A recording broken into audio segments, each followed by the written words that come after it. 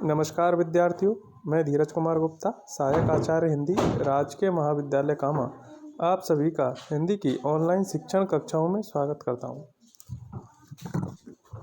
आज हम पढ़ेंगे श्री रांगे राघव जी द्वारा रचित कहानी गदर, जिसके बारे में सार रूप में हमने कल देखा। साथ ही साथ रांगे राघव जी के कृतित्व एवं व्यक्तित्व का भी अध्ययन किया।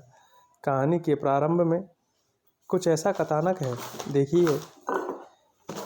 गदर नाम की एक खारी गुर्जर जाति की महिला, जो कि अपने भरे पूरे परिवार को छोड़कर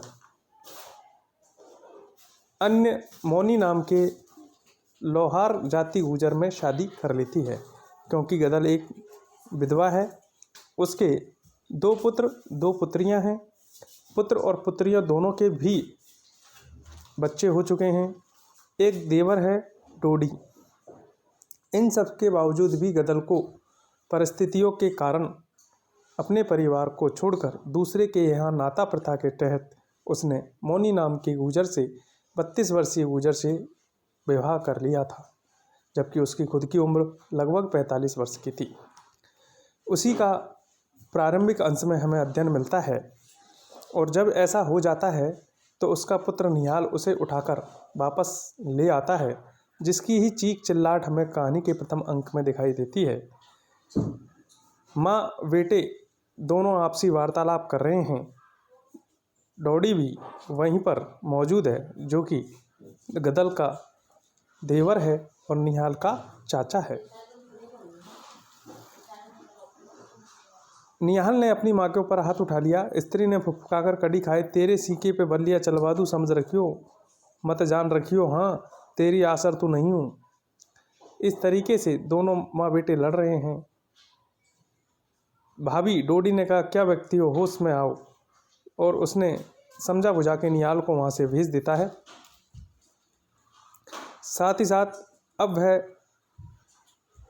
गदर से बात करता है तो गदर कहती है, मैं जानती हूँ निहाल में इतनी हिम्मत नहीं है, यह सब तैने किया है देवर। हाँ गदर, डोडी ने धीरे से कहा, मैंने ही किया है।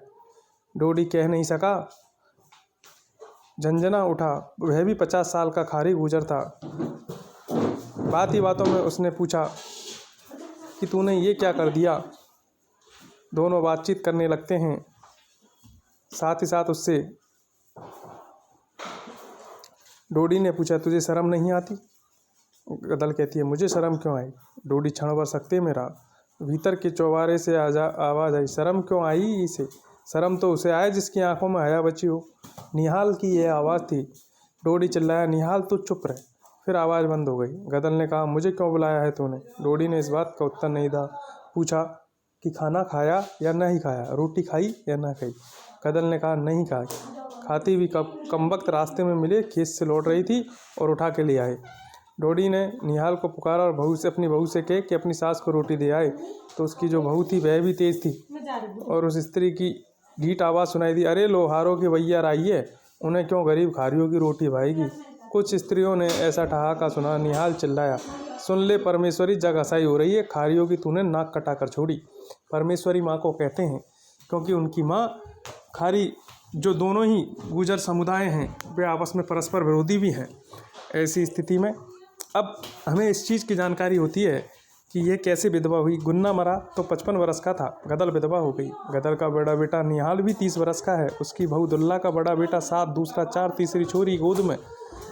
निहाल से छोटी तरह ऊपर की 2 बहनें चंपा चमेली, जिनका क्रमशः झांझ और विस्वारा गांव में ब्याह हुआ। आज उनकी गोदियों में उनके लाल दूध में घुटने चलने लगे। अंतिम पुत्र नारायण अब 22 का है, उसकी भी बहू दूसरे बच्चे की माँ होने। ऐसी गदर इतना बड़ा परिवार छोड़कर चली गई। 32 साल के एक लोहर गुर्जर के यहाँ जा बैठ गई। डोडी गुन्ना का सगा भाई था, बहू थी, बच्चे थे, लेकिन अकारण ही मौत को प्राप्त हो गए। लेकिन उसने विवाह नहीं किया और वह गुन्ना की हथेली पर ही खाना खाता था। इसी तरीके से ये परिवार चलता रहा। गदर के मन में एक अभिलाषा थी कि डोडी उससे विवाह कर ले। यद्यपि डोडी भी यह चाहता था कि उससे विवाह कर ले, लेकिन अपने इतने ज्येष्ठ बड़े भाई के पुत्रों के सामने में यह प्रस्ताव न रख सका।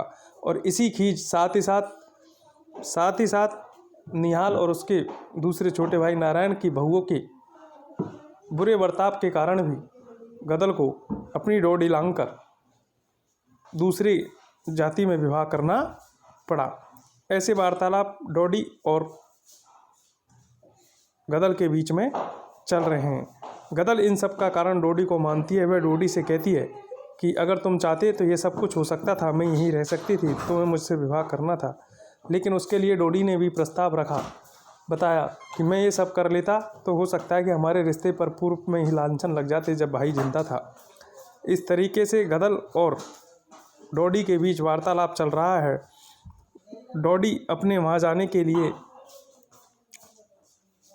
गदल अपने वहाँ जाने के लिए डोडी को जिम्मेदार मानती है।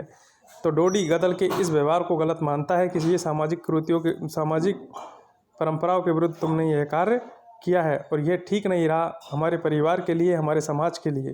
इसी बीच में गदल अपने पति की मौत का जो कारज हुआ था उसको लेकर बैठ जाती है कि मुझे पता है तुम लोगों ने कैसे परंपरा निभाई थी। मेरे पति पर केवल 25 लोगों को भोजन कराया था, इसलिए तुम में मर्द नाम की कोई चीज़ नहीं है और इसीलिए मुझे यहाँ से जाना पड़ा। ऐसा कहकर डोडी ने उनको वह पुरानी याद भी दिला दी। प्रथम 2 अंकों में हम यही कथानक को देखते हैं। कथानक का विकास आगे कैसा होगा इसके लिए हम कल अध्ययन करेंगे। आज के लिए इतना ही। धन्यवाद।